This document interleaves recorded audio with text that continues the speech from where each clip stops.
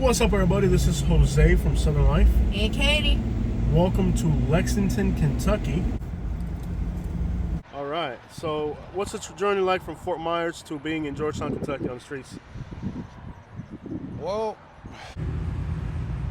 where do I begin? I'd have to say around 2-3 years ago, my mother passed away. And after my mother passed away, I went couch surfing from friend's couch to friend's couch, and over here too. So I got bit in Fort Myers right here. I still got the bite mark right there. Oh. But I was in a homeless camp off of Summerlin. There was one out there? Oh, dude, it's wild back in Fort Myers right now. Look, they got homeless camps in St. Coast Park. How long has it been since you've been back to Fort Myers? A little bit? Bro, look, they got homeless camps by the entrance off of San Carlos, by the entrance of Fort Myers Beach. They got homeless camps on US 41. Lehigh Acres behind, they got that main strip off of Lee. They got homeless camps up in there. It's wild back there, bro. A lot of homelessness. And then about a couple months later, I met my now fiance. Okay. And she saved me because basically after my mom passed, I literally turned. I was on.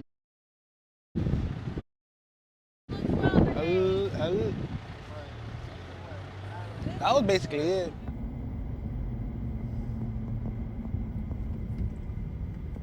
I'm 28 now. Gotcha. So did you finish high school? Yeah.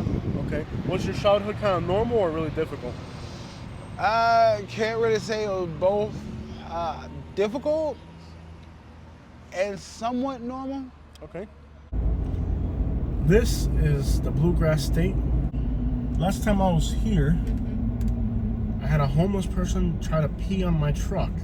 Karen was trying to get them to kick out Jose, not the Oh, they were homeless. trying to get me the cameras were trying to get me kicked out of Starbucks for starting crap. Like, I'm the problem. I know you're the problem. No. You're not doing that to my truck. Not happening. And if it was one of their vehicles.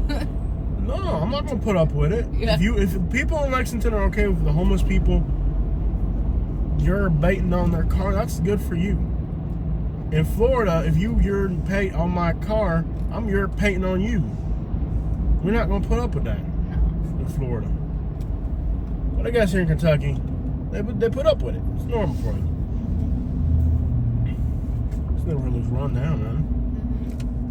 Let's get the back streets. I mean, as a kid, I'm diagnosed with ADHD. Okay. And as a kid, I really couldn't sit still, and they prescribed me something called Okay, I'm gonna guess this is one of the rougher neighborhoods here, by the fact it looks rough. Royal Avenue, look at that. It's Royal. That's a bad name. Anything you see in a neighborhood that's got the name Royal in it, I would just be like, nope. Ritalin. Yeah, that's the one. Ritalin. Do you think it helped or do you think it made things worse? It made things a whole lot worse. Okay. Cause I was never in between. I was either acting as, please excuse my language. Do you think, man? Either as a little, or I was a straight up zombie, like, kind of like. Oh, okay. And I didn't want to do nothing, so my moms took me off of it, which was a good thing, cause now I don't mind being ADHD, getting up, wanting to do this and that. I'm currently looking for work now. A set schedule, because if it's not a set schedule, my brain will be scattered all over the place. That I'll be like, did I do this yesterday? Or do I need to do this? Do I need to do that? If it's a set schedule, it's like my ADHD will kick in and I will get this done, this done, this done, and this done, all before lunch. Look at this truck right here. So the difference of Florida to Kentucky, how do you like, which one do you like more? What's good or bad? Like, how would you compare Kentucky to Florida? Actually, compared to Florida, it's much more peaceful up here. I like it up here. It's the fact that it's too. Back home in Florida, it's too noisy. There's too much going on. And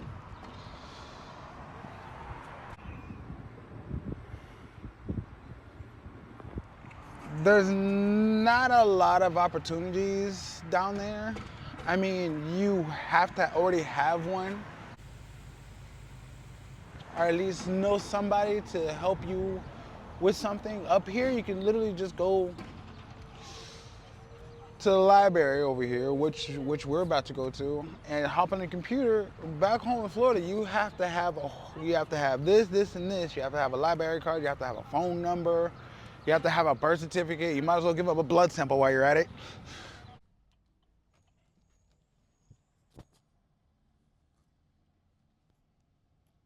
Or like, what would it cost to rent up here? It's about the same. Oh, really? Yeah. Like, there's my bus.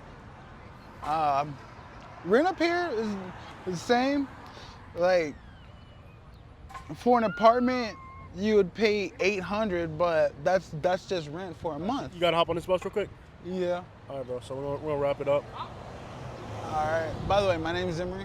Appreciate it, brother. Zimri Smaller. Nice to meet you. Appreciate it, man. Look at the Silverado. We're being a bad neighborhood. They sure have good taste in cars. This guy's digging through the garbage right here.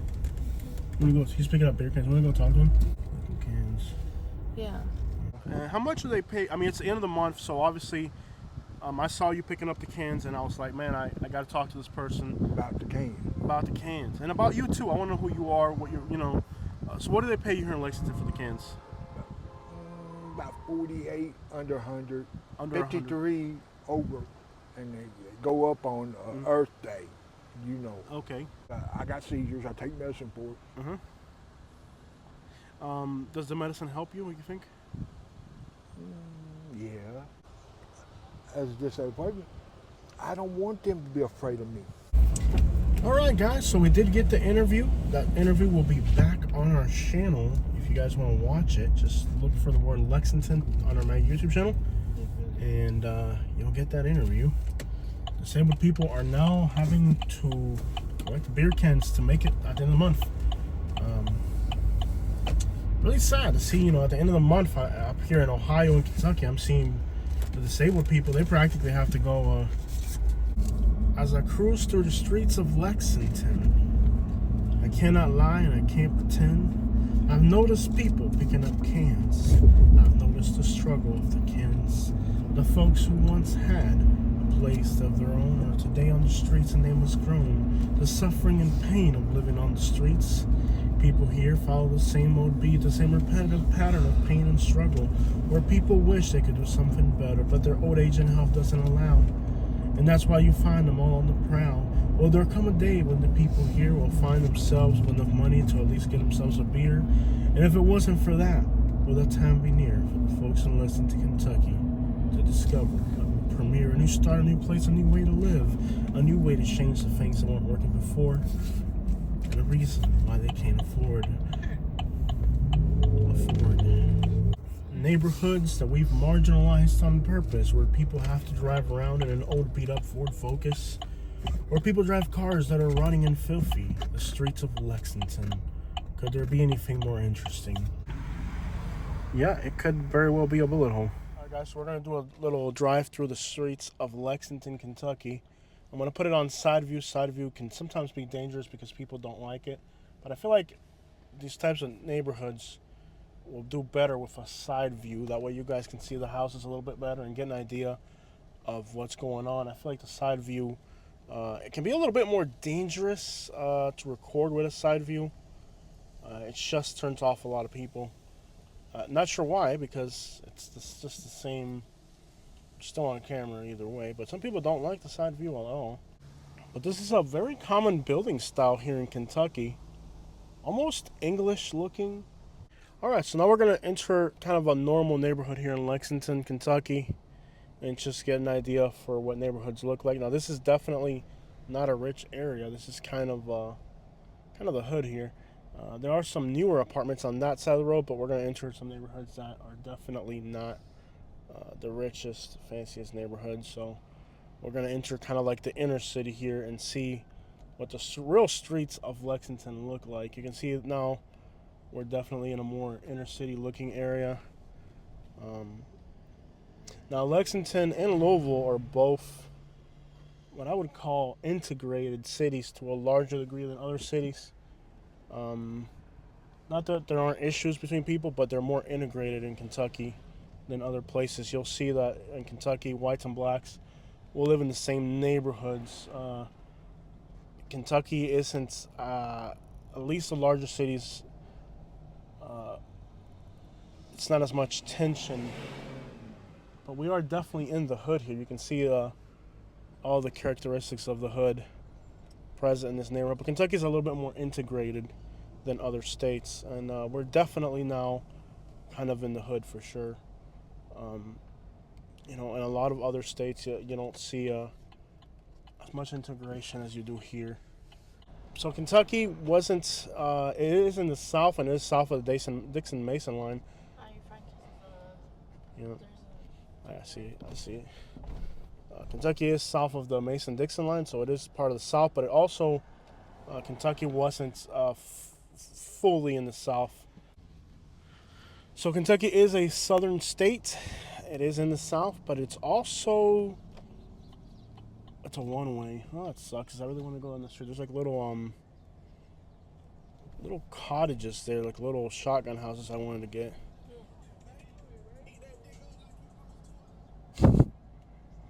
Kentucky is definitely Kentucky, man. There's like nice little shotgun houses on the street. I really wanted to go down that one way, but I didn't realize it was a one way. I'm all set up on the left side of the vehicle, and being a one way, I would have to be on the other side of the vehicle, so that's a one way going that way. I'm not sure why they have one ways here. This is definitely the hood. You got people just walking around. You got Spanish, white, and black in here. It's very integrated. Oh crap! Look at this Chevy, dog. Hold on, I gotta let this guy pass me. He's got that ride, man. Check it out. Yeah. And that's not the only donk I've seen out here today. In fact, there was a house I saw earlier that had 2 donks up front. So definitely the car game is strong here in Lexington. Again, Kentucky is a very... Hey, what's wrong? It's your YouTube, bro. YouTube. Did he say, what's the deal? Side view will always trip people up. But it is kind of the closest look you're going to get of these neighborhoods. Again, it's a dangerous neighborhood, so you drive through with a camera, it's going to draw some attention, it's going to raise some eyebrows, but hopefully we're safe doing it. You can see here another Spanish family. Black, Spanish, white, everybody in the same hood. They got to go out and mount a flag on the car, so that's what I'm going to guess they are. But that's the situation here in Kentucky, man. Kentucky is very different than the rest of the South, at least in the integration aspect of things. Just different people with different walks of life, but they're all in the same place.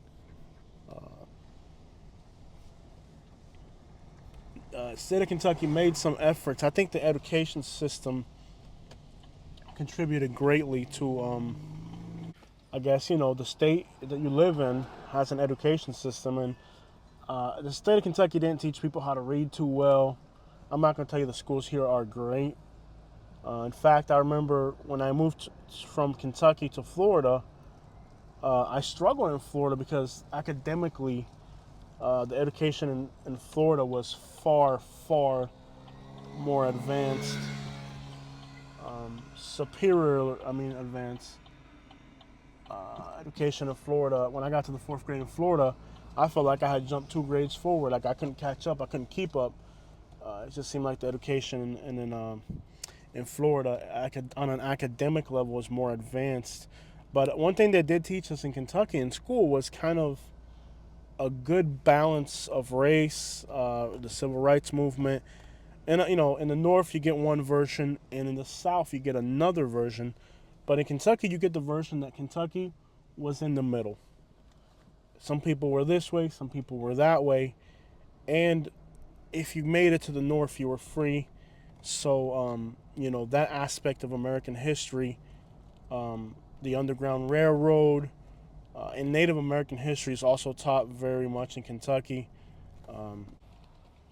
The education system here would contribute to a different society. The schools in Kentucky, I'm not sure about Lexington, but at least in Louisville, they had the desegregation, which was very dysfunctional in its application, but very functional in its purpose. In other words, it served its purpose, but it came with a lot of complications. And you can say that the education system in Kentucky sacrificed practicality for purpose, not something a lot of other school systems would do.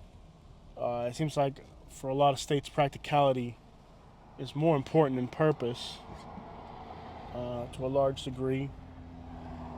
But regardless, that's the way Kentucky did the education system. And I say that because, for example, the desegregation brought kids from rich neighborhoods to go to school in black areas. So it would give those kids a perspective, and you didn't really pick it; it was forced. Couldn't get around it. If you were in a white area here, you could end up in a black school. In the case of me, I lived in South Louisville, and I had to go to school in the West End, an all-black area. Now, what this did is that it grabbed kids from the suburbs and from kindergarten, put them in schools that were mostly black neighborhoods. And I don't think it did a disservice to those kids. For one, when you grab these kids that are from the suburbs, and you put them in an all African American school, it really gives them a perspective on life, business, social reactions, and social interactions. It just puts them in a place that they would have never been able to have before. And I feel like mostly, these kids that were African American in the inner city, they really treated the kids that were from the suburbs kind of well, I would think.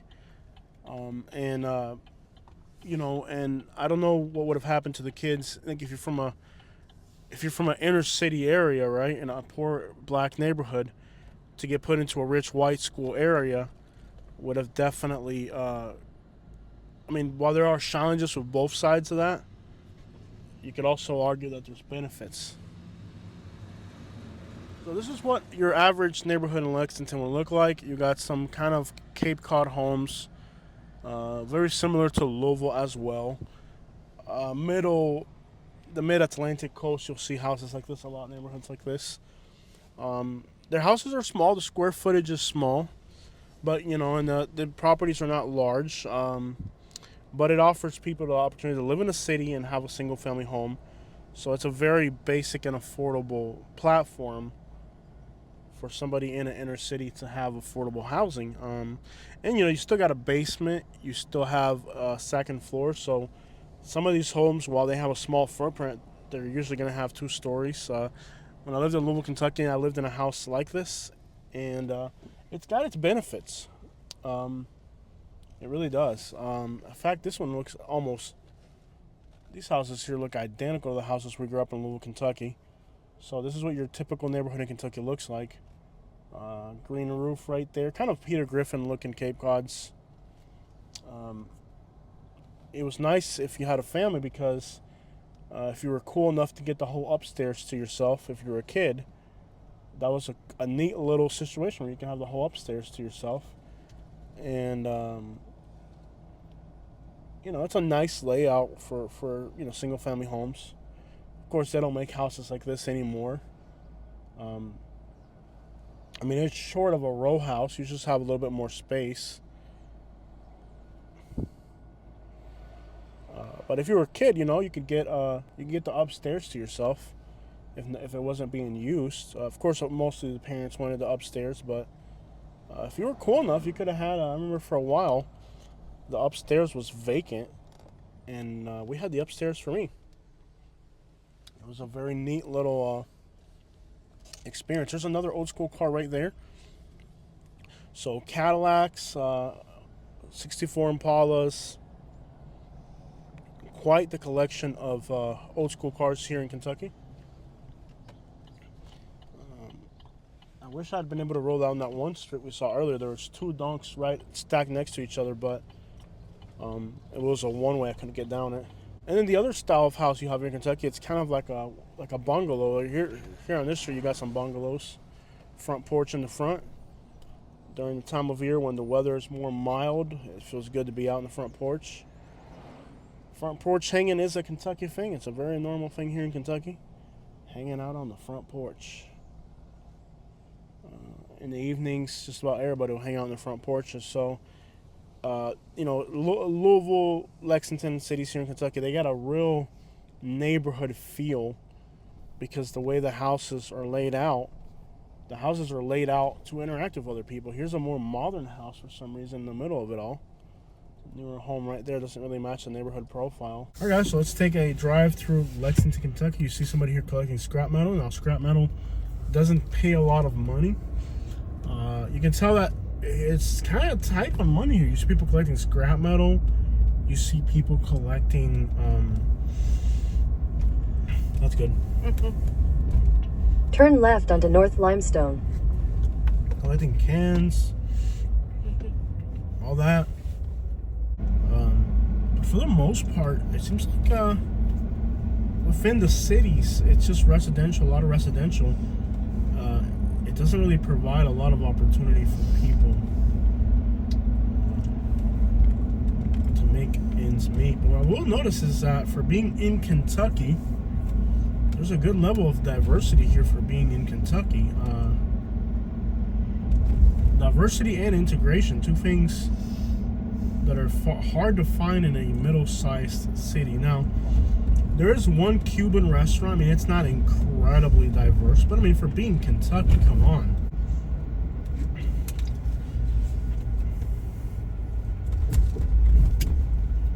I think the largest Latino groups in Kentucky are Mexican, followed by Cuban. In 800 Could be wrong on that. Turn right onto West 7th Street. But Cuban and Mexican are the two largest groups here in Kentucky. Louisville being Cuban, Lexington being Mexican. So out here, I've noticed that Lexington is very different than the rest of the South because here, I think, like, racial integration, like, people here just get along, respect each other, I think, more than other places. Well, that had to do with my dad. My dad did that. He thought that, colored people, black people, or whoever they are, come stay with you one weekend and next weekend you go to them. So you want to know what the cultures are. I ain't not talking race, I'm talking culture. Yeah. I don't know who made the word race up, Yeah. but it's cultures. Everybody's got a culture. Yeah. My culture is just one man, my dad. They get along real good. It's because black people matter. The white lives matter.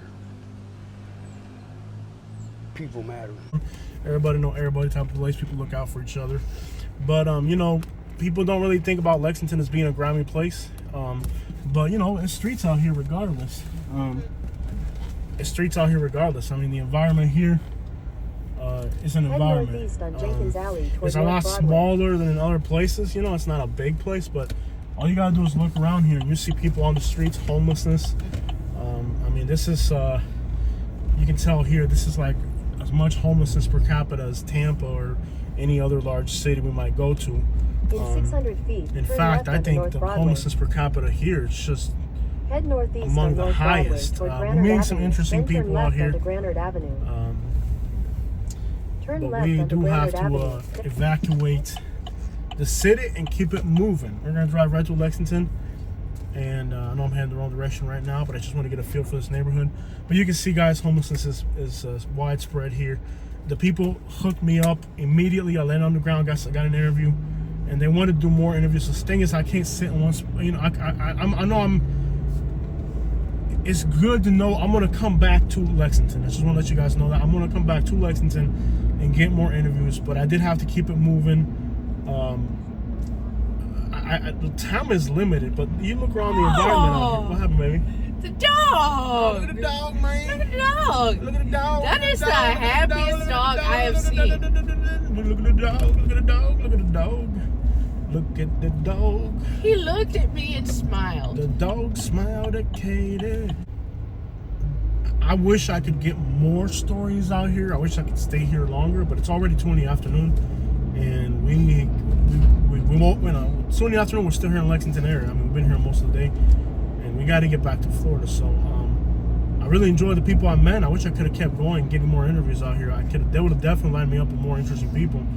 I just don't know if time allows for that. We can do whatever we want. We could, but all right. So we got to explore the rest of Kentucky. That's the other thing too. I lived in Louisville, and I wasn't even able to get to Louisville on this trip. So I wanted to see Louisville, and I wasn't able to. So people here in Kentucky really get down, talk, similar to Florida. And you know, we were in West Virginia. It's a little different culture when you get that out far out there. It's harder to get to some people. But that's kind of like the wicked thing about creating a YouTube channel about travel, is that, you know, you come to Kentucky, you do a few videos here, boom, you get all this Kentucky audience. Some of those people are going to stick with you and watch all your other stuff, but the vast majority of people are only interested in that particular topic. And you know, when it comes to travel YouTube channels, there's a lot of them. I mean, every little teenage kid right now or younger wants to be a YouTube blogger. That's the thing. You find anybody that age, what you want to be when you grow up. They used to say firefighters and cops, now they say YouTubers. And I tell you what, everybody can't be a YouTuber. You know, but you know, being a college or university town, whatever you want to call it, Lexington does have a lot of young people that move here. I think it's not as wholesome as other college towns. I feel like people in this part of the state, they smoke a lot. It's just a mix of environment, was what I'm going to call it. Katie, how do you see Lexington, Kentucky? There seem to be a lot of people with interesting stories here. Oh, without a doubt. I mean, it's a city surrounded by small country towns. Yeah. And then those country towns are wrapped around by Appalachian Mountains. It's definitely geographically the type of place that would just generate good stories. A nightmare of traffic and like a never-ending bottleneck of traffic here in Lexington for some reason. Okay, it's fixed itself. You're good. Why? Can you recenter it? Because it's kind of like lopsided. Yeah.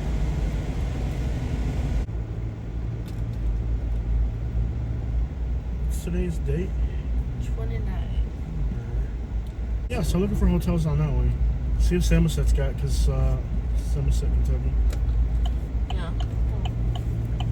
This is Harrodsburg, whatever.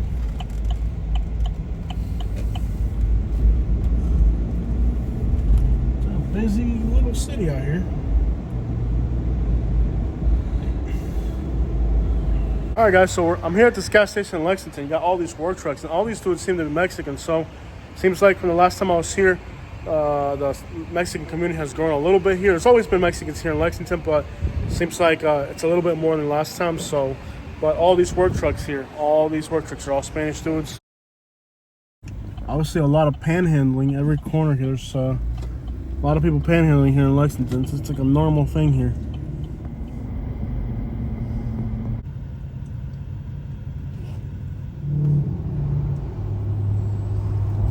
Today we're entering Nicholasville, Kentucky. This is south of Lexington, and this is about the 10th largest settlement in Kentucky. And let's see what it looks like. Never been out here. First time seeing this area. I say area, I mean the immediate area of this little town. Nicholasville, the far suburbs of Lexington. Alright guys, so we're going to explore here along the edge of the Kentucky River south of Lexington. Now, first thing that I noticed when I get off is that somebody sliced this into something smaller, which would mean they were using it for some type of illegal purpose. Oh, you drove over a needle, buddy. Look at this, guys. This is how bad it is in Kentucky. There's a needle right there. There's a pipe next to it. This car literally just drove over a needle. But just so you guys understand how bad it is here in Eastern Kentucky. So, there's your needle. There's a pipe. It's just littered with pipes and needles out here.